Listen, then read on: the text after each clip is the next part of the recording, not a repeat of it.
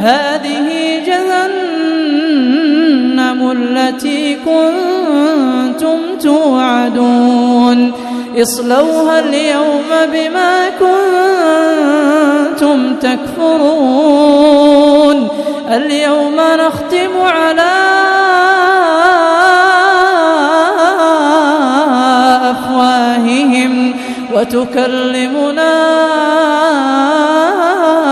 أيديهم وتشهد أرجلهم بما كانوا يكسبون اليوم نختم على أفواههم وتكلمنا أيديهم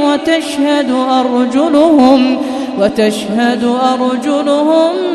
بما كانوا يكسبون ولو نشاء لطمسنا على أعينهم فاستبقوا الصراط فأنى يبصرون ولو نشاء لمسخناهم على مكانتهم فما استطاعوا مضيا ولا يرجعون ومن